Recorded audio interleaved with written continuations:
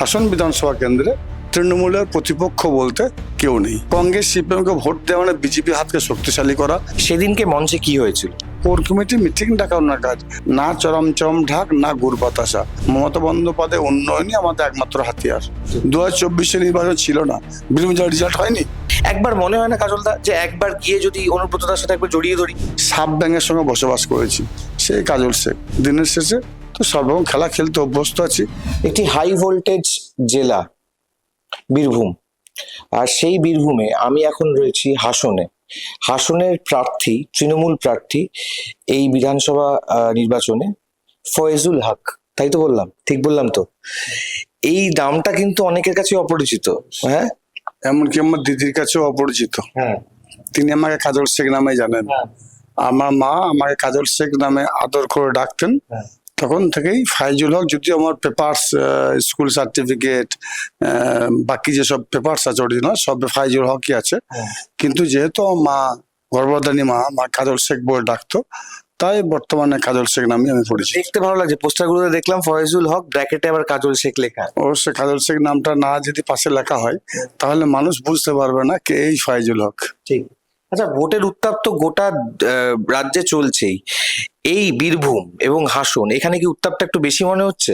দেখুন, আমার কাছে হাসন বিধানসভা তা বীরভূম জেলায় ভোটের যে উত্তাপ আছে বলে আমি মনে করি না। যেটুকু উত্তপ্ত করা হচ্ছে সেটুকু বিজেপি করছে। তারা বিভিন্ন ধরনের মৌলবাদী সংগঠনকে কাজে লাগিয়ে সারা বাংলার যে বাতাবরণ, একটা সম্প্রীতির বাতাবরণ, সেই বাতাবরণটাকে অস্থিরতার দিক দিয়ে নিয়ে গিয়ে সারা বাংলার বাতাবরণটাকে নষ্ট করার চেষ্টা করছে। বাংলার মধ্যে একটা অস্থিরতা পরিবেশ সৃষ্টি করার চেষ্টা করছে। যেটা করছে সেটা বিজেপির দ্বারা পরিচালিত হচ্ছে। ঠিক। কাজলদা, এখানে হাসনে আপনার বিপক্ষ কে? সত্যিকারের বিজেপি না কংগ্রেস, মিল্টন?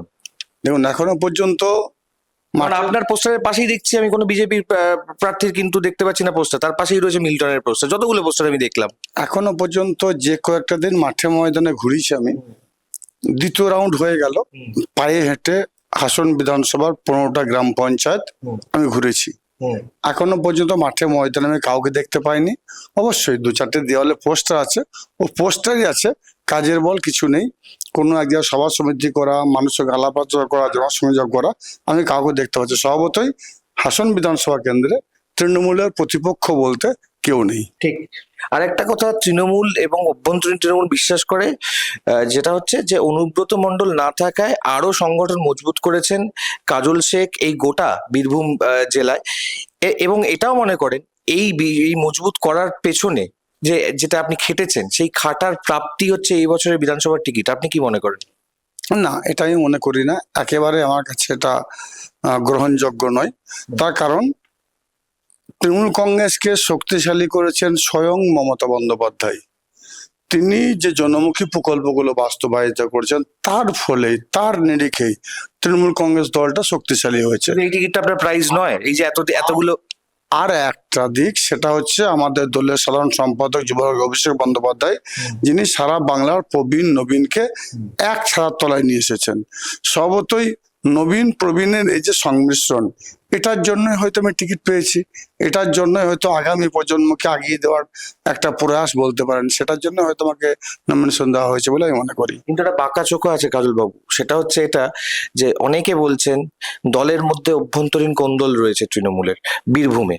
এইটা অনেকের তার সঙ্গে আপনার সঙ্গে যে নামটা জড়িয়ে যাচ্ছে বারবার, সেটা হচ্ছে কেষ্টদা, অনুব্রত মণ্ডল। সত্যি কি রয়েছে? প্রথমে এই বিষয় নিয়ে একটা কথা বলবো।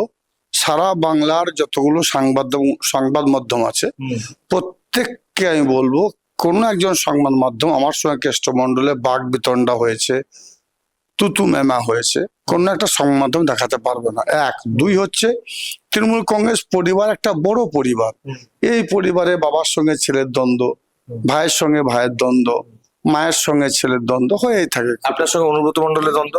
সেই দ্বন্দ্বগুলো দিনের শেষে যখন পরিবারে কোনো একটা সুখ দুঃখের বিষয় আসে তখন এক হয়ে যায়। সবত এখন নির্বাচন চলছে। এ ভোট মমতা বন্দ্যোপাধ্যায়ের ভোট, এ ভোট কাজল শেখের ভোট নয়। সবতই আমরা সকলে কাঁধে কাঁধ মিলিয়ে লড়াই করছি এবং বীরভূম জেলা 11টা বিধানসভা আছে, 11টা বিধানসভাতে জোড়া ফুল ফুটবে বলে আমার বিশ্বাস। আমি দুটো প্রশ্ন করবো কিন্তু অনুব্রত মণ্ডলকে নিয়ে। এক, সেদিনকে মঞ্চে কি হয়েছিল? দেখুন, অনুব্রত মণ্ডলকে নিয়ে প্রশ্নের জবাব আমি দেবো না, আপনি আমাকে নিয়ে প্রশ্ন করুন, আমি তার জবাব দেবো, কিন্তু অন্য কারো প্রশ্নের জবাব আমি দেবো না। আমি আরেকটা প্রশ্ন তাহলে করলাম। অনুব্রত মণ্ডল বলেছেন যে আমি জিজ্ঞেস করেছিলাম যে কেন আপনি আপনার কাজল শেখের প্রচারে আপনি নেই, তখন উনি বলেছেন খোলামেলা যে আমাকে ডাকেনি। অবশ্যই, কারণ ব্যাপারটা বলি, আমি যেটুকু দেখছি ডাকার প্রয়োজন আছে বলে আমি মনে করি না। কারণ এই হাসন বিধানসভা কেন্দ্রের তৃণমূল কংগ্রেস দলের সেনাপতি যুবরাজ অভিষেক বন্দ্যোপাধ্যায় যখন হাসন বিধানসভা মানুষকে অনুরোধ করেছেন, হাসন বিধানসভা মানুষকে তিনি বলে গেছেন যে কাজল শেখকে এখান থেকে জোড়া ফুল চিহ্নে জয়যুক্ত করুন, এই বিধানসভার দায়িত্ব আমি নিজে কাঁধে তুলে নিলাম।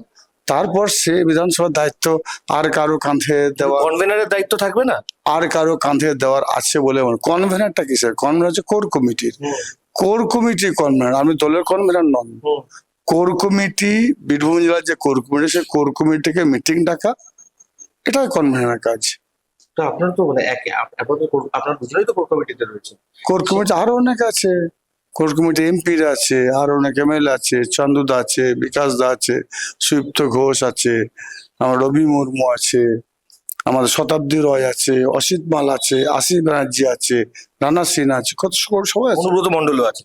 আছে, কিন্তু কোর কমিটি কনভেনার, মানে কোর কমিটি মিটিং ডাকা ওনার কাজ। বাকি বিধানসভা যাওয়ার দায়িত্ব তো দল এখনো পর্যন্ত কাউকে আচ্ছা, দেয়নি। একটা কথা বলুন কাজলদা, সেটা হচ্ছে পপুলারিটি নিরিখে যদি বলি, অনুব্রত মণ্ডলের একটা জায়গা আছে, তিনি অনেক কিছু বলেছেন। আপনি বলছেন যে গুড়বাতাসা চরমের এই নির্বাচনে দরকার নেই। মনে হয় না যে একটা যদি পুশ আপ থাকতো, যদি অনুব্রত মণ্ডলের পক্ষ থেকে একটা পুশ আপ থাকতো, আরেকটু বেশি ফারাকে জেতা, আরেকটু বেশি ভোটারদের টানা, এটা থাকতো বলে মনে হয় না আপনার? আপনি তো এতদিন ধরে রাজনীতির সঙ্গে যুক্ত। দেখুন, রাজনীতির সঙ্গে 1993 সাল থেকে যুক্ত, যখন তৃণমূল কংগ্রেস দলের উত্থান হয়নি, পতন হয়নি, তখন থেকে আমি শুরু করেছি রাজনীতি জীবন, হাতে খড়ি আমার, উচ্চ মাধ্যমিক পরীক্ষা উত্তীর্ণ হওয়ার পর থেকে। কিন্তু দিনের শেষে একটা কথা বলি, বাংলায় আমরা যারাই রাজনীতি করি না কেন, আমি নিজেকে দলের একজন কর্মী হিসেবে মনে করি। মমতা বন্দ্যোপাধ্যায় উন্নয়ন করেছে, তাই আমার নেতা। যেমন আপনি যে কথাটা বললেন, 2024 নির্বাচনে বীরভূম জেলার কোর কমিটি সকলে মিলিতভাবে কাঁধে কাঁধ মিলিয়ে লড়াই করেছি মমতা বন্দ্যোপাধ্যায়, অভিষেক বন্দ্যোপাধ্যায়ের নির্দেশে। তাই 2024 নির্বাচনে বিগত দিনের যে রেকর্ডগুলো ছিল, সব রেকর্ডকে ছাড়িয়ে গেছে। কাটাকাটি, খুনোখুনি, বোমাবাজি বিহীন রাজনীতি, না চরম ঢাক, না গুড় বাতাসা, কোনো কিছুর প্রয়োজন হয় নাই। আগামী দিনেও বা এই নির্বাচনেও মমতা বন্দ্যোপাধ্যায় যে জনমুখী প্রকল্পগুলো বাস্তবায়িত করেছেন, কোনো কিছুর প্রয়োজন আছে বলে মনে করি না। মমতা বন্দ্যোপাধ্যায় উন্নয়নই আমাদের একমাত্র হাতিয়ার। শেষের দিকে দুটো প্রশ্ন করবো। ভোট তো একেবারে দোরগোড়ায়, লাস্ট মাইন্ডে যে চলে না, তো পরীক্ষার খাতাতে আমরা ভাবি যে এইগুলো রিভিশন দেওয়া হয়নি, এইগুলো একবার পড়ে নিলে ভালো হতো।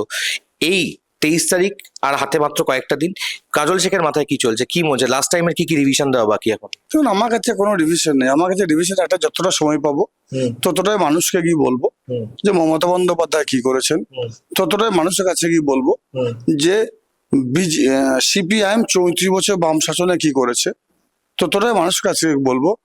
বাংলার 21 নির্বাচনে কংগ্রেস সিপিএম কে ধুয়ে মুছে সাফ করে দিয়েছে, ওরা জিততে পারবে না, ওদের ভোট দিয়ে ভোটটা নষ্ট করবেন না।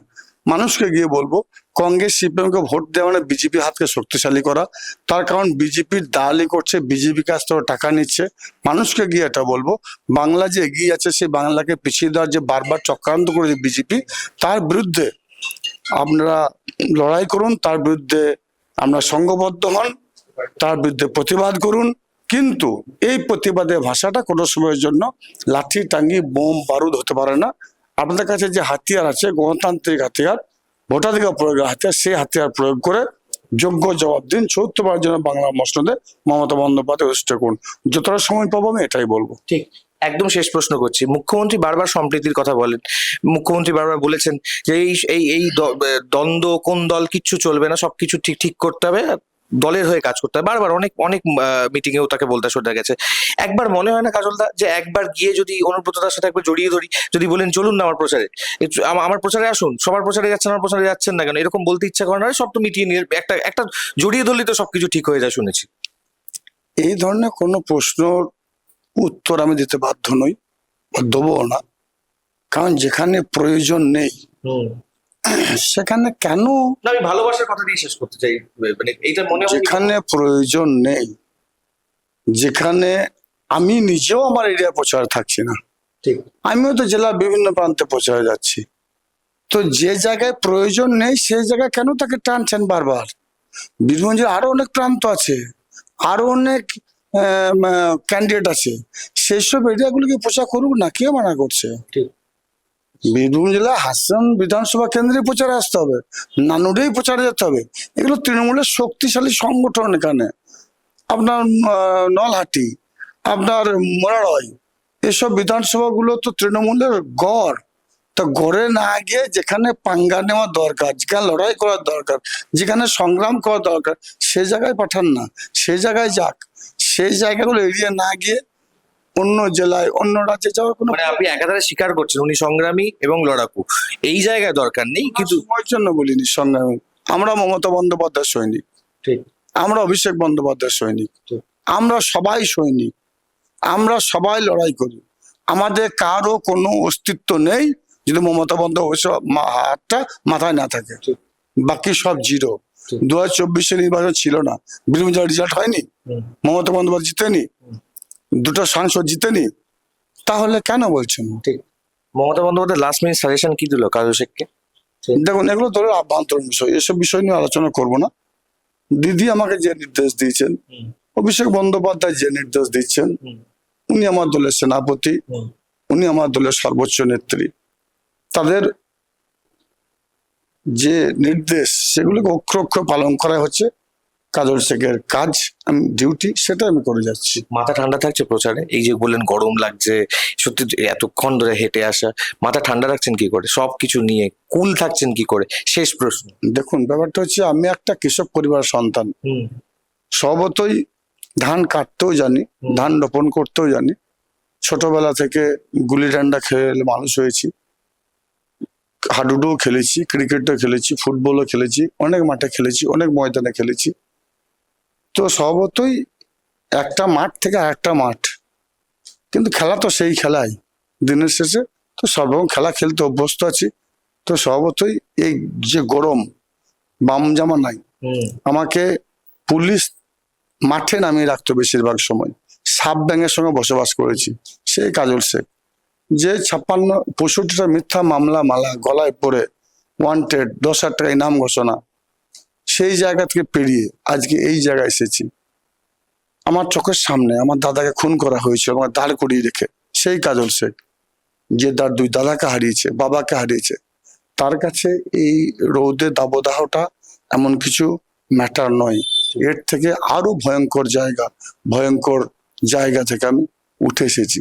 স্বভাবতই এগুলোর এইসব বিষয়ে সাময়িক এসব বিষয়ে মাথা আমার কুল থাকবে।